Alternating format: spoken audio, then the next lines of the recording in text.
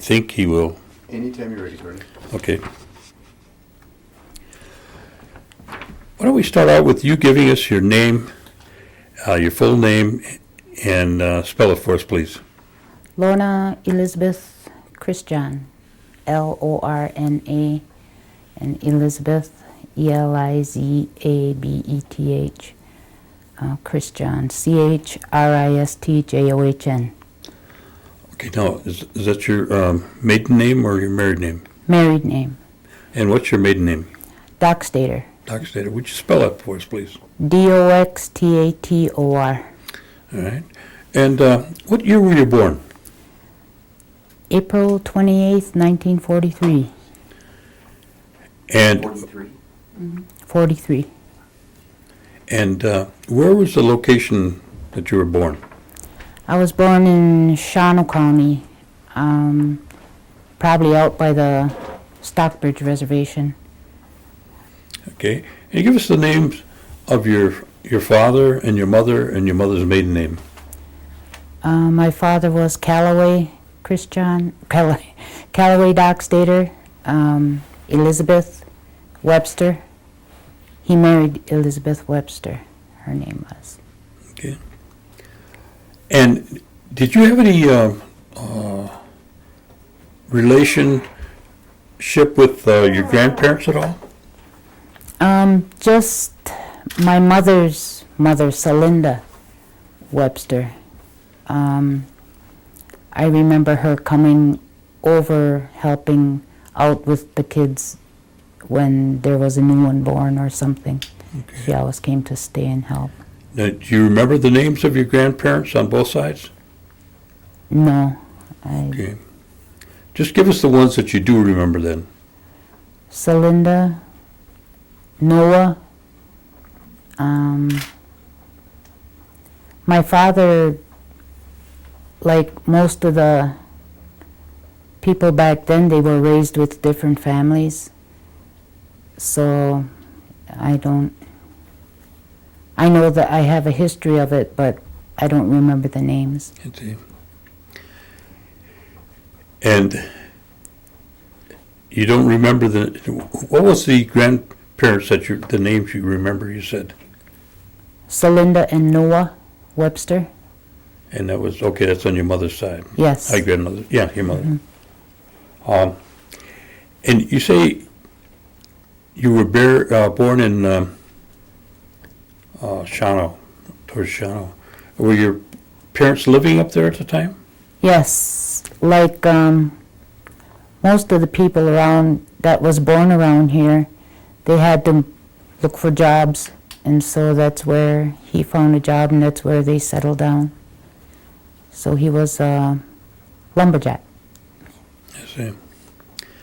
Now, when we're talking about your dad now,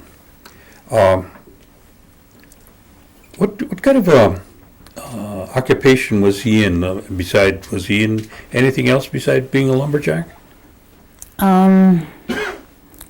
Just mostly like jack of all trades, anything to help with neighbors or outside work. Mostly doing outside work and anything he could get. Did he ever talk about how much education he had? Well, I think it mostly came from the service because he was in the Army in World War I. But with the gases that they used back then, he developed asthma out of it, and so he got a medical discharge, and he was sent home before the war was even over. I see. So you don't know what kind of educational background he might have had? No. Just the usual, going to the boarding schools and... He went to boarding school? Yes. Did he tell you which one he went to? Toma. I think that's the one that they all went to, was Toma. And did he talk about that at all in terms of how old he might have been? What was it like in the boarding school? No, he wouldn't or didn't talk about it. Okay. And Oneida language, did he speak the Oneida language? Not to the children, but he was fluent in it. When you could hear him talking, or we could hear him talking with relatives when they came, or even my mother, they could talk fluent Oneida, but they wouldn't speak it with us. Okay. Did they ever give you an indication why they didn't teach you? No. Just that we shouldn't listen, or it was like we were sent to the next room or something, or if they start talking, well, they wouldn't understand anyway, you know, so, but it was like, don't listen. Mm-hmm. Okay, what about your mother? What kind of education background did she have? She had the same as my father, from what I know, as being sent to Toma, to that Indian school, and she was married by the time she was 15, so just a housewife from there on. Okay, did she ever talk to you about her experiences at the school? No. No. Mm-mm. Did she have an opportunity to learn any kind of skills or trades at the school? No. Not that you know. No. Okay. And tell me, do you remember when your dad and your mother got married? I believe it was during the war. First World War? Yes, Okay. All right. during that And era. where did they get married, down here or up in Shawano? Up in Shawano. Up in I Shawano? believe it was that, by Wittenberg, Lutheran church up that way. I see. And what was their church affiliation? Lutheran. Lutheran? Mm-hmm. All right. Now, they got married around the wartime. How many children did they have? 12. 12. Yes. And that includes you. Yes. I'm 10. Do you remember their names? Mm-hmm. Okay, why don't There you give was, us their names?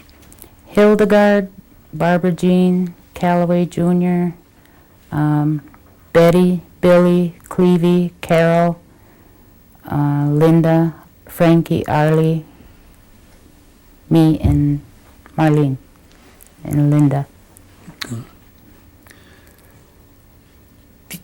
That's a slew to 12. remember. And And- 12. And you were number 10? Yes. So when you sat down at the table, you were at the lower end of the table, right? Between the mother and father. Was there anything left when it got to your plate? It was always the smallest first, so we were well fed. Did you have electricity and running water at the time? From what I can remember being young, we didn't.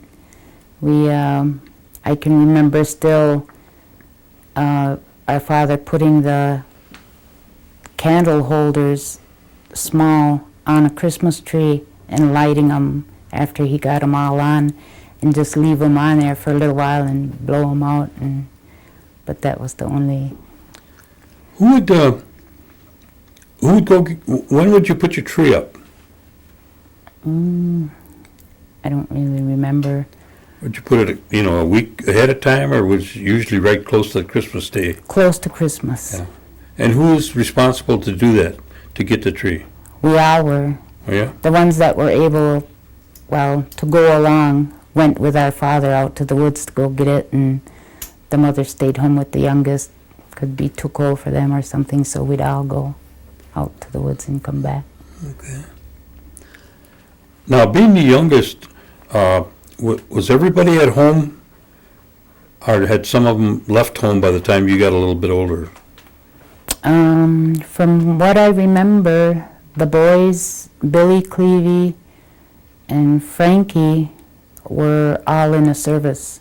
They were in either the Army or the Navy I see. when I grew up, so I don't really remember too How much. how big a house did you have? Well, I guess it was an old farmer's house, the upstairs was open, all open. There were no rooms, so it was just 2 separate rooms up there, one for the boys and one for the girls. And then downstairs there was a room for the mother and father, but otherwise we were all upstairs. And what kind of heat did you have? Wood. Now, tell me what a typical wash day would be. Is it a Saturday, was that the wash day? Or is it every day? Depended. It had to be done daily, but the father helped because when he wasn't out in the woods or something, he always stayed home and helped with the wash. I remember that. Now, that had to be an all-day affair if you got that many children. Yes. And in terms of cooking, what do you feel that was your favorite recipe or meal that your mother cooked that you liked the best? We always liked the homemade bread and the biscuits and homemade butter. So I think that's what I remember most is the homemade bread. Did any of your brothers and your dad do any hunting and fishing? Yes. My father always had something, fish, deer, bear, that one time, pheasant, squirrels. We'd all go squirrel hunting, only with slingshots, not with guns or anything. And You'd go hunting too? Rabbits, Were everything. you any good? Yeah, better than my brother. He took me hunting with him. Arlie took me hunting with him, and I got to be a better shot than he did, and he made me clean the squirrels. So. How would you go about doing that? I mean, rabbits are, when you go after a rabbit, what would you do? Well, we were kind of young for guns or anything, so we carried the slingshots, and my father made them for us, and we had to go out and collect our own stones and everything, whatever we're going to use, and just helped him, look for squirrels. We always had a dog, so that was more helpful than we were, I think. And we used to have to, if we seen a rabbit run into those brush piles, we had to get on top and jump up and down so it would run out. But it was always a good memory. Mm-hmm. Did you have places where you could go sliding and skating? Yes. We always did live in a hilly area, and from what I remember, not far from a lake or rivers, anything like that. So we always had something to do. Now, your mother was a homemaker, I'm assuming, with all those children. Mm-hmm. She did a lot of cooking then? Yes. And what about your clothes? Was she a seamstress also? She had to be. Had to be to keep us going, or if we got like clothes from the church, the local church we went, if they were too small or too big, she'd always manage to make them fit. Now, in terms of cooking and canning, did you have the responsibility of helping your mother, and did you learn how to do those things? Since I was toward the youngest, I never had to help with that chore. There was always the older ones to do all that, so it was, I remember them doing it though, the gardening and the big gardens and everything, and helping them harvest when it was time and everything, but I was too small to. Oh, your chores then. Did you have chores that you had to do? Probably I helped haul in the wood, helped haul, watched the younger one, and so she wouldn't get in the way of everybody else running in and out and everything, so more or less, yeah. It wasn't too much. And what did your parents do in terms of any kind of social activity? Did they have barn dances or any picnics from the church or things like that you remember? Mainly a lot of things to do with the church on holidays and everything. I think that was the only time we all really went anywheres, was holidays to the church. And enjoyed ourselves there. But to me, hunting season was the most special time, because then relatives from Oneida would come up and stay, and they'd go hunting, and that was really always something, because then the mothers would all get in the kitchen and mess around for the kids. So I'd say hunting and fishing seasons were always really special. Most exciting. Yeah. Well, you say you went hunting then. Did you go fishing with them too? Mm-hmm. Yeah. We used to all go as a family. Did they make you clean the game? No. No? You didn't have to do that? No. You didn't have to butcher that deer, huh? Later on. Tell me what a typical Sunday would be like then. Everybody wake up, get up, go get ready and go to church, and maybe go for a ride if we had enough gas in the car, and then come home, change your church clothes and put them away, and then help with the cooking and stuff. But pretty regular Sunday. All right.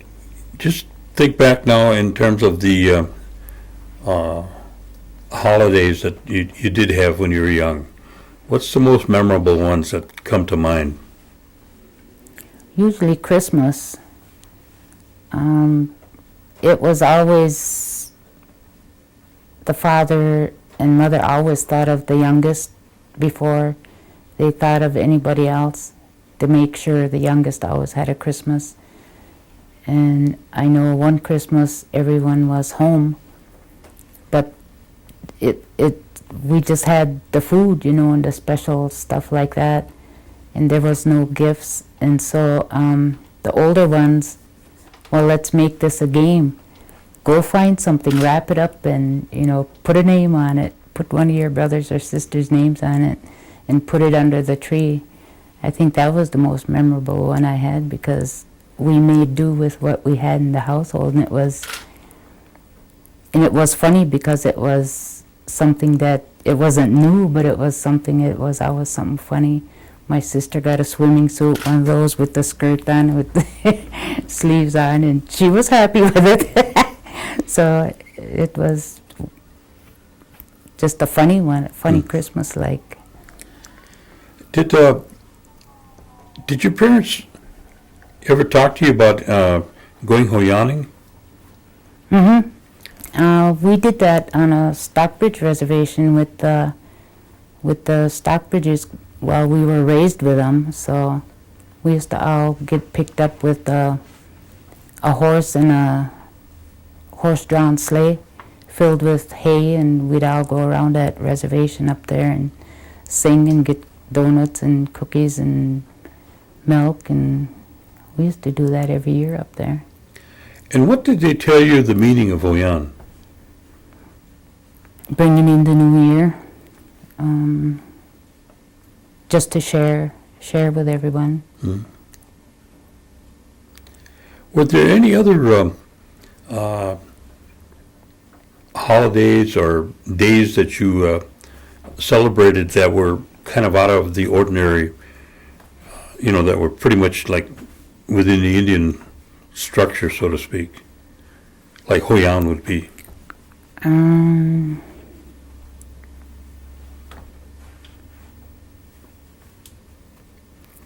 It was always things doing with the Stockbridges. You know, we kind of, you might say, adapted their holidays and stuff because we were always included with a family or other over there on a reservation.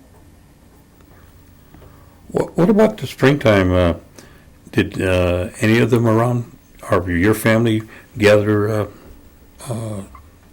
syrup? For a while, until it got too much for my father to do. With his asthma, just as he aged, it just kept getting worse and worse till he finally couldn't do it anymore. And then still it was like us always going to the Stockbridge and helping them. Good. Now, what would happen if somebody got sick? I can remember that back then. My oldest brother had something going on, and they took him to doctors in Shawano, and the doctors couldn't do anything for him, so they went to this Jake, they called him, Jake Smith in Tagerton, and he was well known for always having medicinal stuff. And he had a little coupe, and he'd open the trunk of that car, and he had everything in there, and he knew exactly where everything was, and he took care of him. So you pretty much you handled it yourself, or you went to somebody like Jake?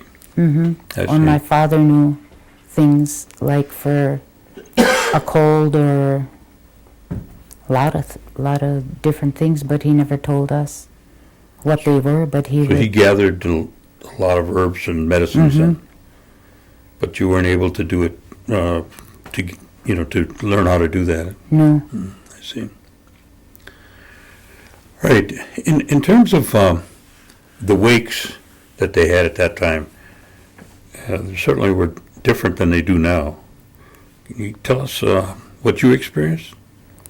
I remember my aunt Cora Webster died, and they had the body in the house, but again, it was like the children stay away from the people that's mourning or whatever, and just to keep busy outside or something. Or if you come in, you sit down and be quiet. And they would sing at night, burn cedar, I remember that. And that was their prayers and stuff, talking the Oneida language and praying in the language. But it seemed like when they'd get into the praying part, again, us children would have to go outside. It's like they didn't want us to listen to them talk the Oneida language or something, I don't know. But it was always go outside. Now, did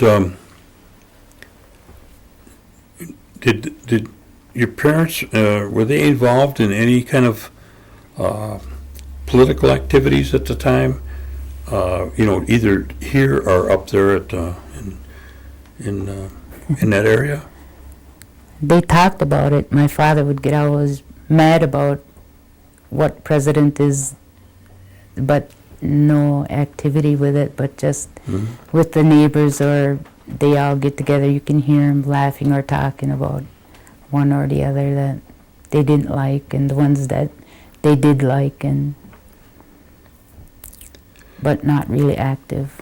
Did they ever talk about the reservation itself and the things that were happening, In Oneida, pro and you con, mean? in Oneida or up at Stockbridge?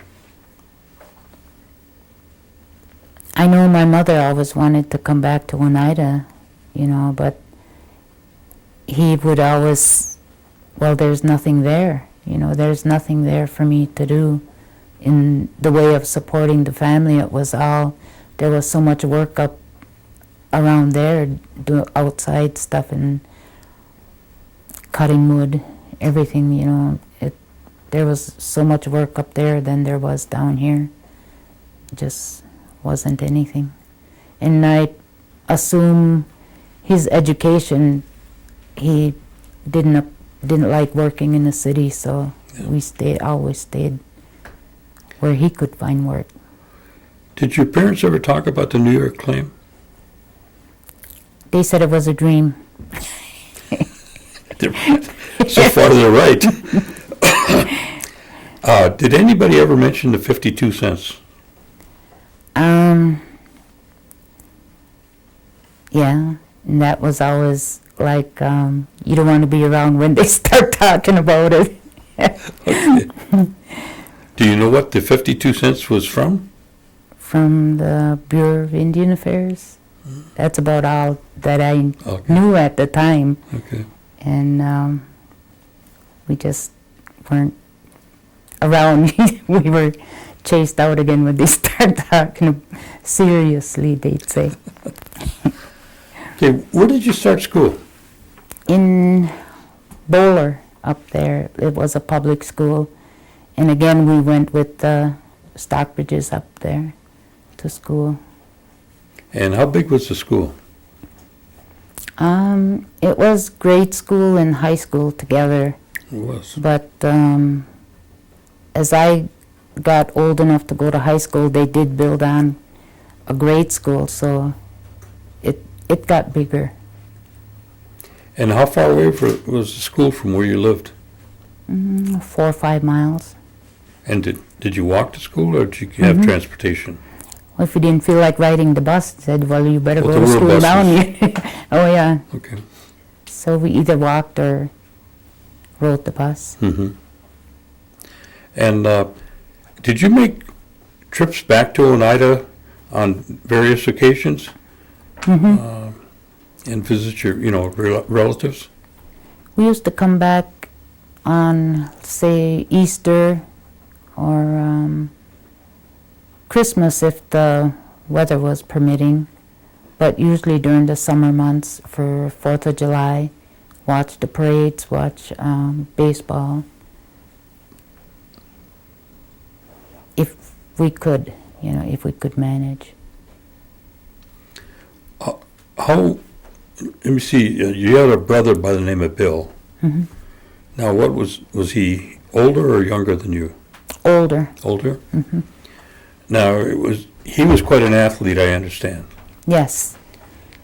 He got into the basketball leagues around there, and this was after he came home from the service, and my father was his coach all through the basketball, softball, baseball, and then we used to come out to Oneida and play with the Oneida out here with the Danfords, I guess it was.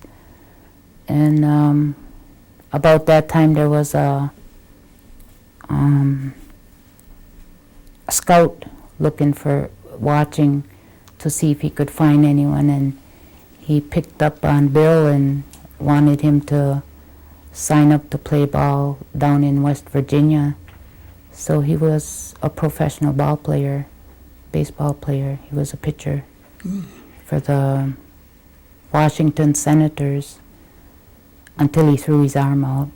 So he was active for about 2-3 years I see. in that.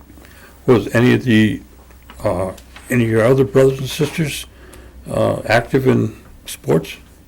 I think they all were, but they didn't go professional. I see. They just participated around the area for the local softball, whatever. I see. And what about you? Were you active in sports? Yes, I played softball and whatever they offered. Back then in school, they didn't offer the girls too much. There was hardly any sports for girls to get into. It was really limited.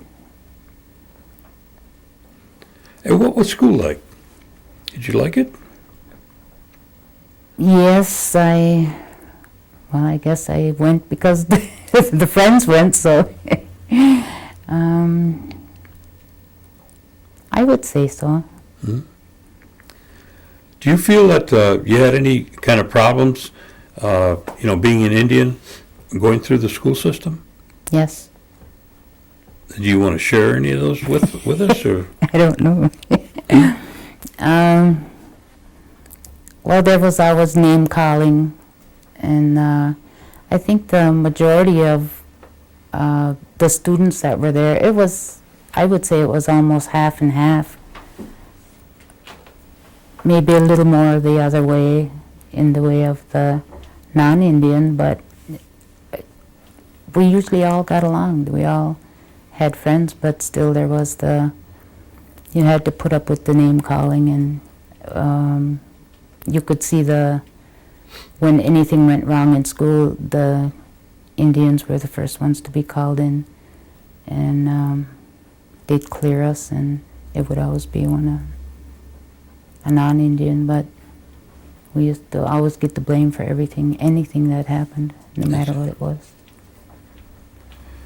Okay, you went to the same school, grade school and high school, but they separated then? Yes. Okay, about what time did you leave the high school? About what year? I was 16, so close to the 56, maybe 1956. Okay. And what did you do then? Well, my father died in July of 5th, so after that I just never went back to school. And I just kind of, I guess, saying that I helped my mother out at home, she was kind of devastated. He was killed in a automobile accident. So it was mainly helping out at home, I guess. Take babysitting jobs where I could help out at home. Is there any point then after that, and when you left home and started on your own? I think I've always, even after my mother decided to move back this way, there was the three of us sisters came back with her, and we always stayed with her. And we all kind of stayed together. And about what year would that be? Let me see. I think I was 17 going on 18 then when we came back. We used to live out on County U by where Austin and Margaret Summers used to live, and there was another house there. We used to live there next to her sister. And we worked, and then we went and worked at the apple orchards and wherever we could get a job. Helped out at home. And did you get a different job after you worked, in the orchards then? Yeah, I think all of us kind of just went our own way in looking for jobs. The summertime jobs, wherever we could find anything, I guess. Mm-hmm. And where did you go then? I went to that Larson's Food on Broadway and worked there for the summers. And during the winter, I can't remember what, but I'm sure we did something, but it seems like it was always some summertime jobs. Now, during that time, well, you were just an older teenager or in your 20s then, I would guess. What kind of social activities did you have, or did you go to? Were there dances and different other recreation things around here at the time? The only thing that was around here was Rosie's Tavern and White Eagles across the road, and up the hill there was Coonan's and the other one up there. And as teenagers, we'd always just walk around outside, and watch and laugh at the people that had a little too much to drink or walk up the hill. And we had a group of friends that we always walked around with. I see. And there were dances, and we were allowed in the dance hall, but not in the bar part. So I see. And then, when did you get married?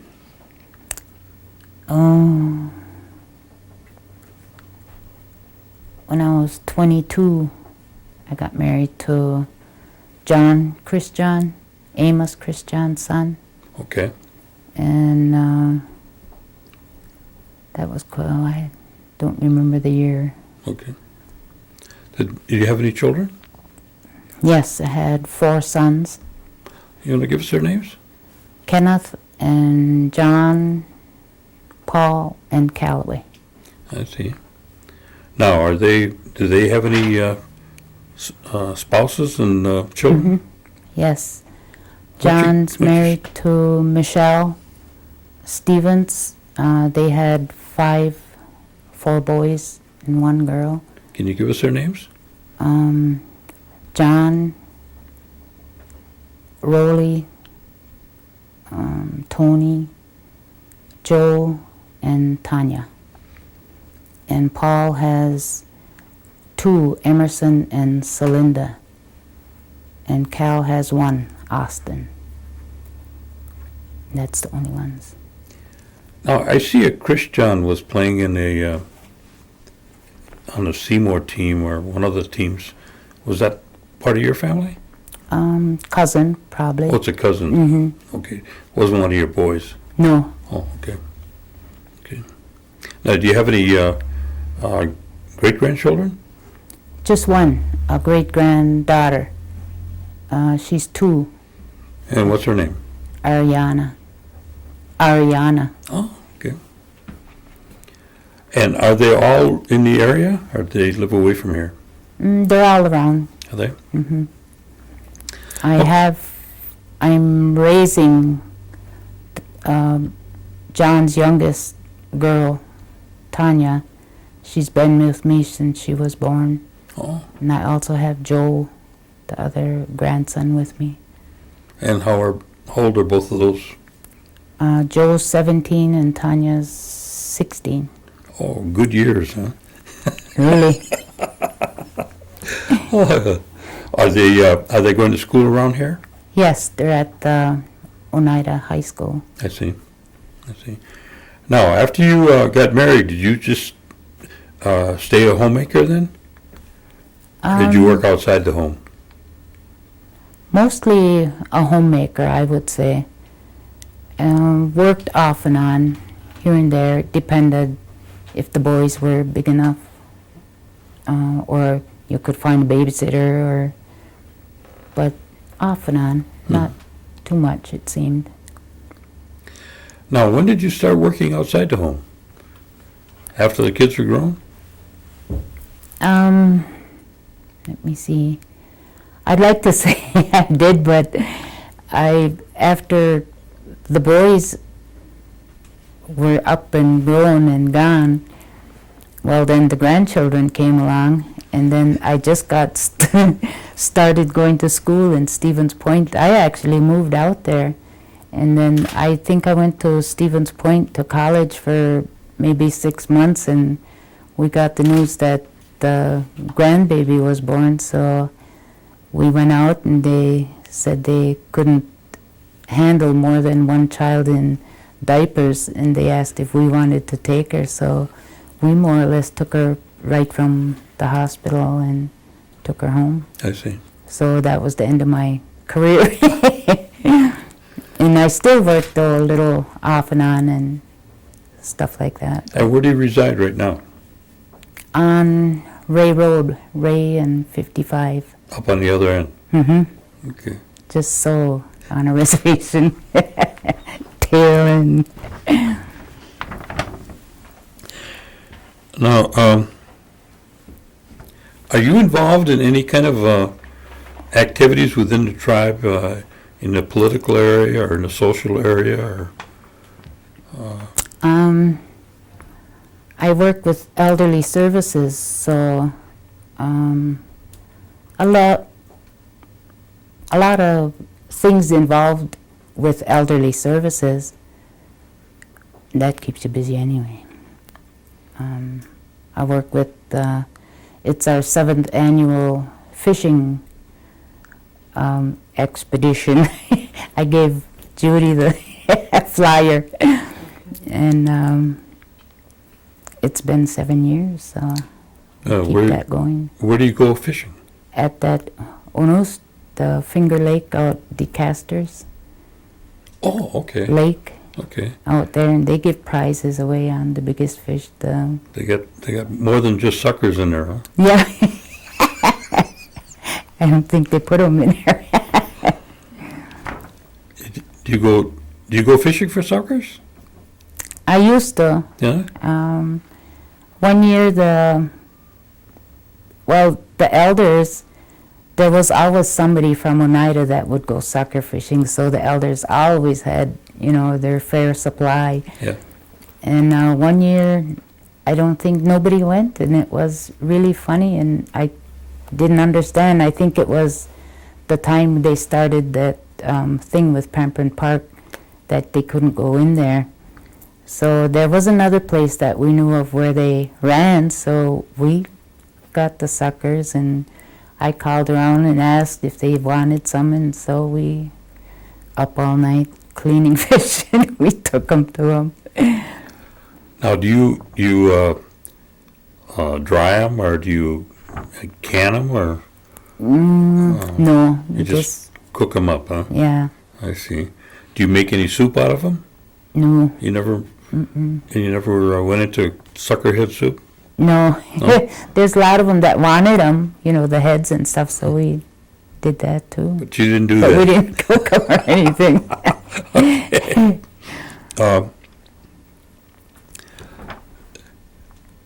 Do you get a chance to participate in the tribal elections or in the general tribal council meetings?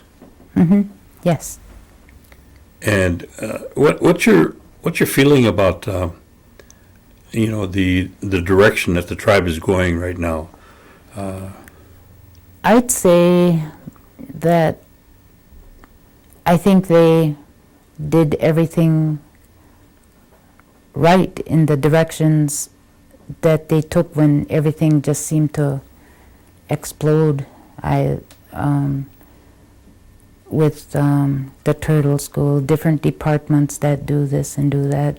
All the departments, I think they did a great job in building Oneida to up what it is. Working with elderly services, I get out to other tribes, and they're just not doing anything the way Oneida did with their casino. Okay, you say when the explosion came. Tell me what that meant. A big change. There was a lot of talk of, now there's going to be jobs, and there was a lot of doubters. Let's just talk, and all this and that. But then everybody, it seemed like, wanted to get into the politics side to have their side said, and it was just, I just let it go.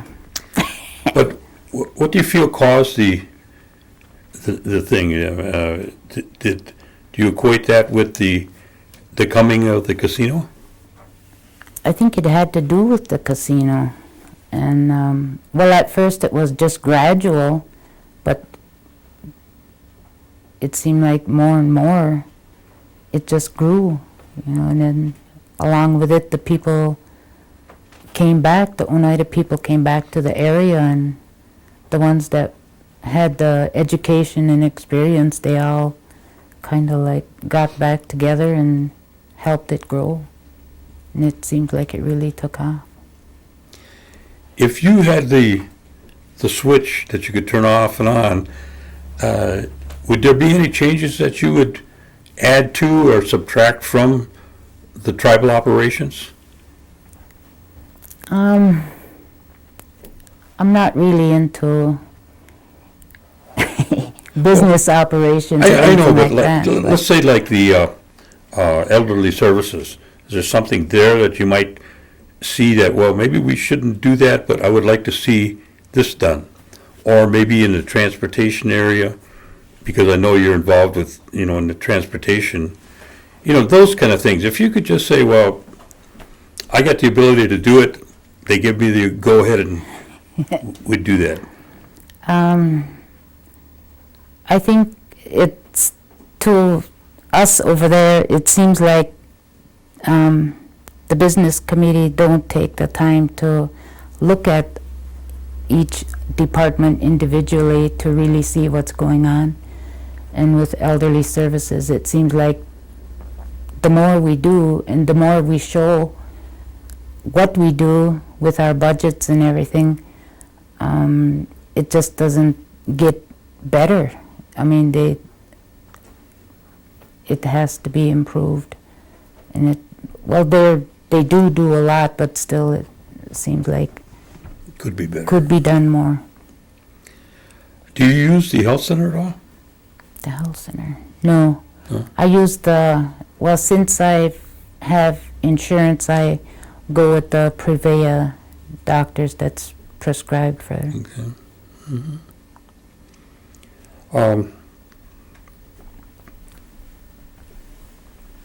What do you feel that the advantages of being an elder is? Aren't you there yet? I'm still a working elder, so I haven't taken advantage of services, but they are good. I mean, they're, from what working with elderlies, and they really are well taken care of, spoiled to the point that they're spoiled. And having others come in from these area agencies and even from different tribes, they say that Oneida is the fastest growing elderly service, and that we almost eliminate the nursing homes because we strive to keep the elders in their homes, not in nursing homes. So in other words, what does it mean to be Oneida to you? It sounds like it means something pretty good.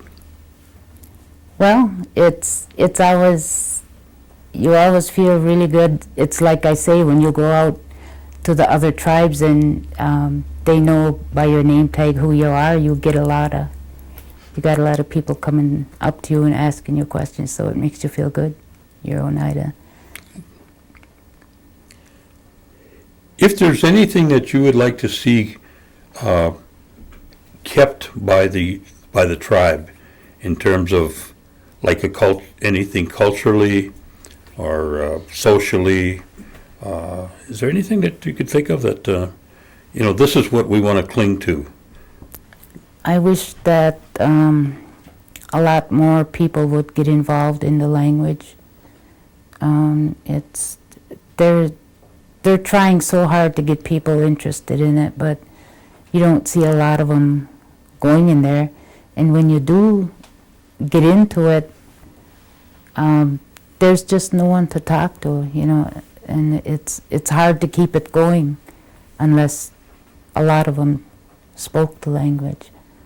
So and the children in school, they learn the language, and then when you start talking it, and then they kind of look at you like, oh, you do, right? So the language, I would say. Okay. Do you speak it at all? I'm trying. Us too?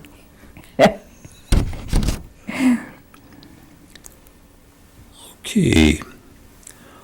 What kind of recommendations would you give our children in the future, for the future? Their education. They need to be more educated than they used to. They used to always ask for a high school diploma, but now it's more. You got to be educated in any field you go into. Just to be more educated. Seems like it's more important these days than before. Are there anything that,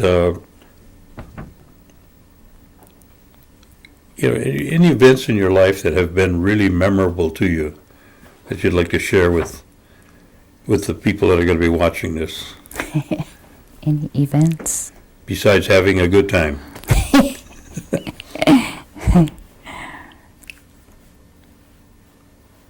Any events? And driving the singers all over the place. Yeah, that was. I think working with elderly services, I didn't even apply for the job. I was at home with my granddaughter, and she was 3 or 4, and they came in and said she was old enough to go to daycare. And I said, "No, I don't think so." And they said, "I think she's ready. It's Grandma that's not ready." And then Roberta Kinzuma came over, and she was the director at the time, took over elderly services, and she asked me if I wanted to drive and deliver homebound meals to the elders that were at home. And she said, "Come and try it, part-time." So I was working like maybe 3 days a week to delivered meals to about 20, 21 people in Green Bay and Oneida, and that's where it all started. So from then on, it was always driving. Then I worked my way up to transportation supervisor. So. Now, you're presently working? Mm-hmm. And do you work a full week then? Yes. Yeah. So you're nowhere near retirement. I keep saying I'm going to. Every month. Is there anything else you'd like to share with us that I might have overlooked or neglected? I would say with the land that they're buying, it seems as it's a lot of farmland, but I'd like to see the land go back to natural growth from the planted trees and stuff like that. And they're doing a good job with the ponds and stuff for the wildlife. And it's really been, you can see the difference in the wildlife and stuff coming back. Is there anybody else that have any comments that they want to add? Now's the time, right? Yep. I guess there's no comments. Well, I want to thank you for coming down and sharing these things with us, and we really appreciate it. Now, you. Alan will get you unconnected here. Corey, want to take a picture or two before anyone moves?